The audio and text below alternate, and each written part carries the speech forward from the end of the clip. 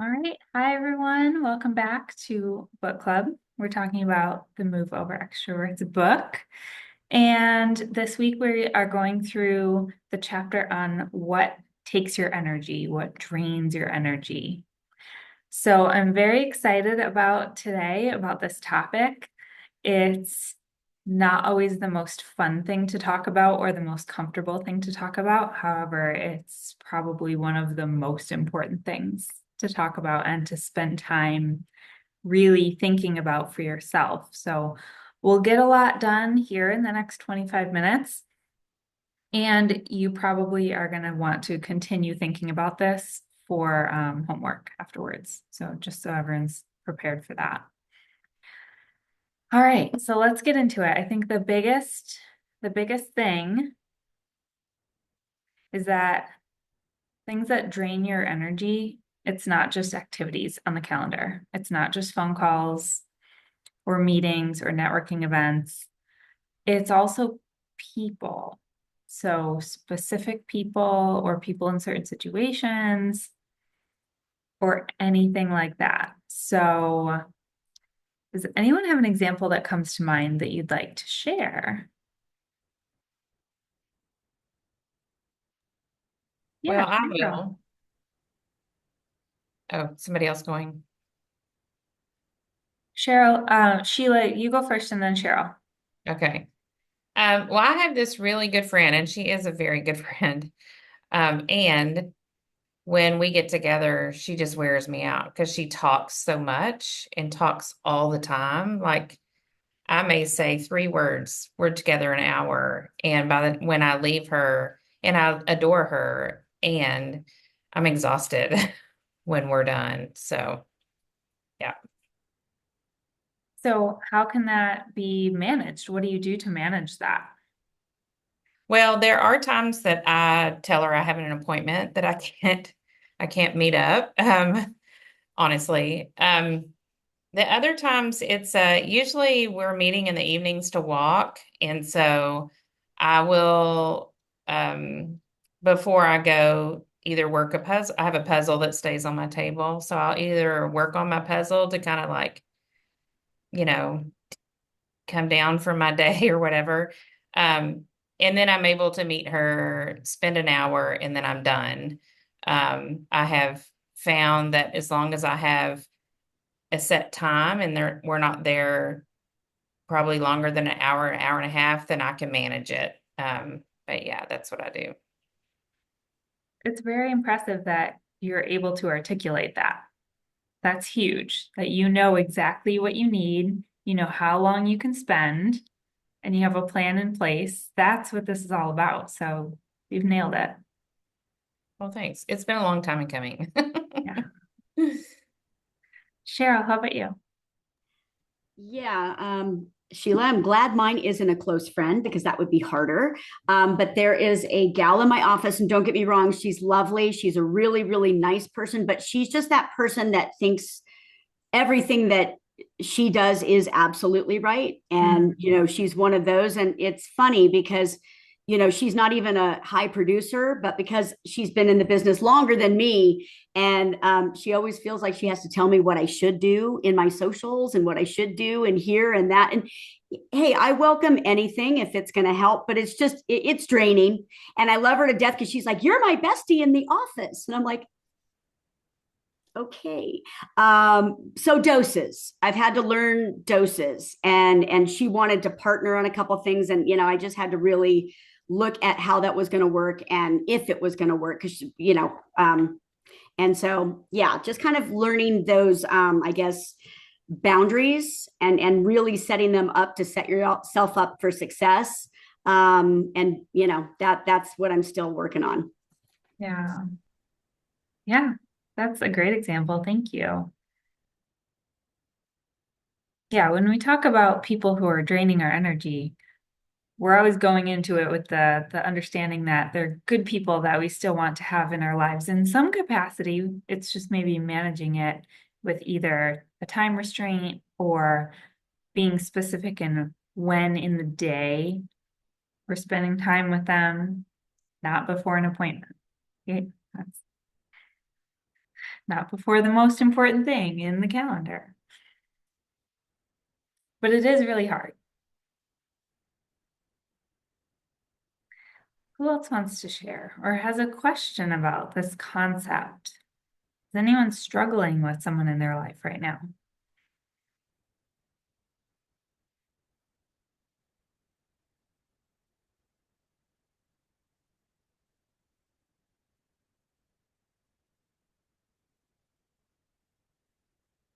Cheryl.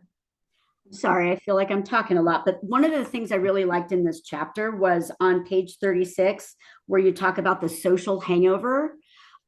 Loved that because I think a lot of us have experienced that. I know we've talked about that with like conventions and all of being the overwhelm, but I just found, it's just really hits home, I think, with me anyway. And so just wanted to bring that up. Yeah, thank you. It's a real thing. And I used to feel really guilty about that feeling. I would beat myself up for having that social hangover and feel like, well, maybe I'm not cut out to go to events, or maybe I should just stay home and not go to anything. And that's not it at all. It's planning the time afterwards to recharge. And I know my voice isn't working. This is great. This is the first call of three I have today that I'm leading, so this is not good. Um, yeah, it's planning for it. It's energetically planning for it. The same, think of it as money. Like you budget your money and you plan for this is how much I'm going to spend at this convention. And here's what I'm hoping to get out of it. Same thing with energy. Here's how what I'm going to spend, where I'm going to spend it. I'm not going to have enough to go out every single night, but I'm going to have enough to go out maybe half the nights.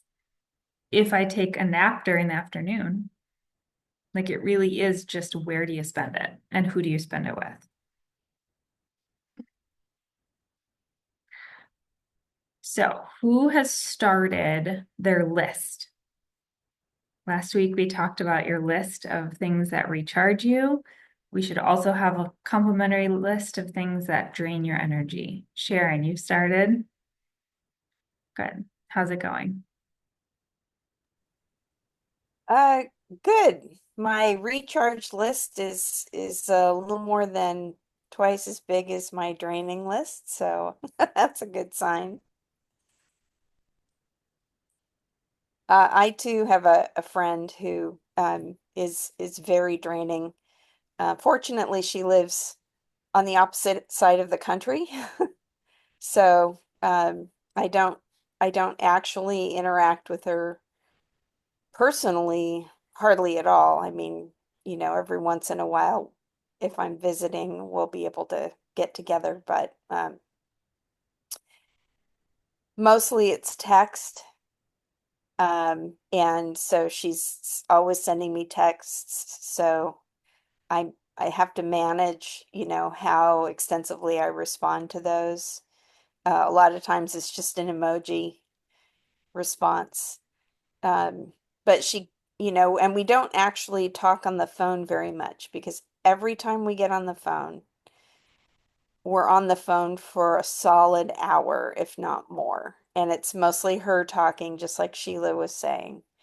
Um, I get in a word edgewise here or there. And so sometimes she doesn't call very often, but sometimes when she calls, I pick up the phone and I'm like, I can't deal with this right now, and I just don't answer the call, you know. So that's how I manage that. But I did speak with her a couple of days ago. I had space to do that, uh, and the energy at the time to give her. So I did, and we were, as usual, we were on the phone for an hour. Even though at the beginning she says, I don't have very long to talk. But yeah, it's just not feeling guilty about not picking up the phone, you know? I agree. That's what it's all about. And it really is giving. It's giving of yourself to someone else. And it's a gift because she needs that. All these people we're talking about, they need someone to hold space for them to talk. And that's a benefit that you're giving to them. So I know I keep coming back to money just because it's an easy example, but I think of it as if a friend called you up and said, "Can I have $1,000? It's not a loan. I need it." You either have it and are willing to give it, or you don't in that moment. And it's perfectly okay to just say, I don't have it right now. Or you don't have to say it. You can just not answer the call in this example. But maybe down the road you will have it, and then you'd be happy to give it to them. No problem. But you have to have it to give. And you have to make sure that you're not giving your very last $1,000 to somebody. And you have to make sure you're not going to give it to somebody right before you're supposed to give it to somebody else. Are we following this example? Am I making sense? Okay, cool. Who else has thoughts or wants to share?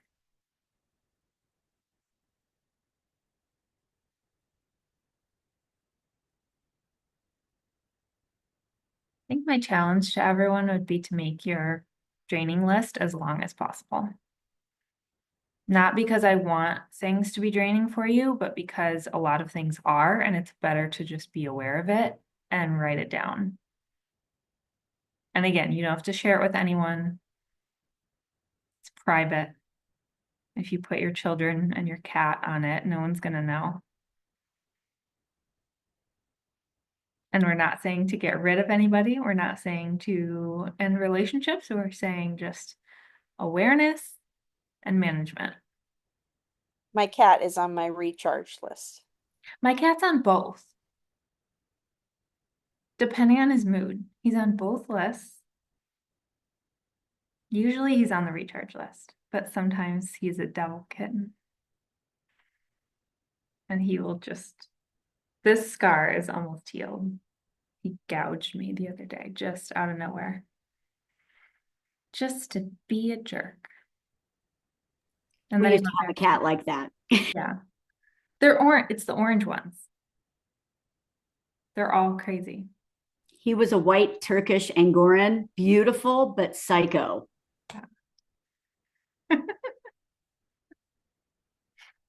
I do believe that people can be on both lists as well. That is an interesting concept. What comes up for you when I say that? What do you think? That I'm gonna have to put a little more thought into that, about maybe some of the people that I have on my draining list to think about it and see if there's any aspect of my interactions with them that is recharging instead. That could So, be very interesting. or vice versa. Yeah.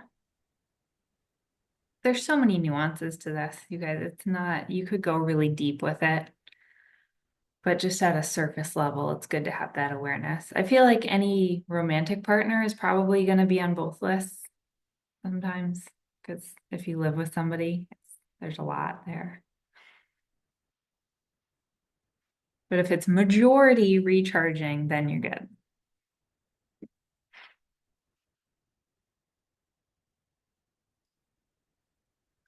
All right, more thoughts, questions, comments.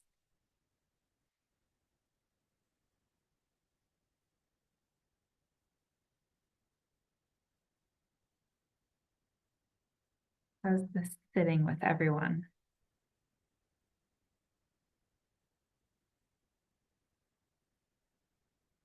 And feel free to use the chat too, as always.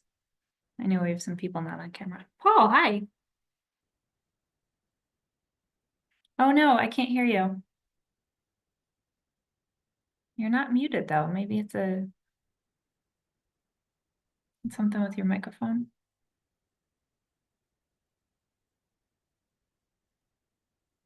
Yeah, something's up with your mic. That's all right. You want to just pop it in the chat.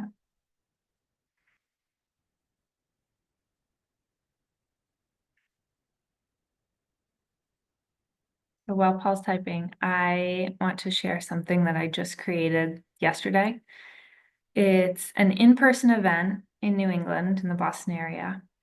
And it came out of this book club because what I've been hearing is a lot of you guys want to take the time to think through these concepts and to make these lists and to do the work, but it's really hard to carve out that time. So I decided to put together an in-person event that's part mastermind and part mini retreat. And what that means to me anyway is taking an hour, just 1 hour, no phones, to think and write and take a walk if you want, but like make your lists and do all this work that takes time and space to do. But it's really hard to carve out in the schedule. So I'm excited about it. I just sold my first ticket today. I checked. So if anyone wants to attend, let me know. All right, I'm going to read Paul's comment here. It's been good to make time and put focus on what drains us and recharges us. Yeah, awareness is a key to be able to make good choices for myself. Absolutely. I'm glad it's been helpful. That's the whole point. It's self-awareness and then making small tweaks to where you're spending energy, small tweaks to the calendar, maybe just shifting something from here to here and moving it around a little bit. That can make such a big difference. Oh, thank you. All right, so your homework is to keep creating these lists, make them as long as you can. They're living, breathing things, just like your database. So go in, tweak them. They're also not set in stone. So you can put things on both lists, people on both lists. You can move things around. You can make them more specific, like Marty, my cat, when he's in a good mood, he's on this list. And when he's being a dick, he's on this list. And you can make it very specific.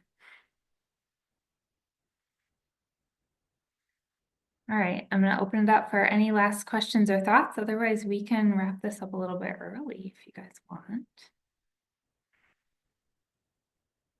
Anything else that anyone wants to add or ask? Looking forward to really digging into the list. So thank you. You're welcome. I wish you weren't so far away. You could come to my event, but hopefully you have space on your calendar, time block for it.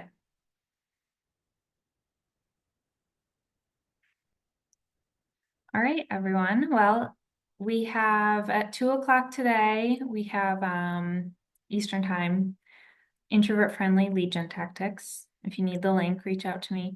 And then 4 o'clock Eastern, we have group coaching. So if you want to be part of that, reach out to me too. That one is a paid membership. The other one is free. And I'll see you next week and we'll dive into the next chapter. Thanks, everyone. Have a good day. Thank you, Ashley. Thank you. Bye. Bye.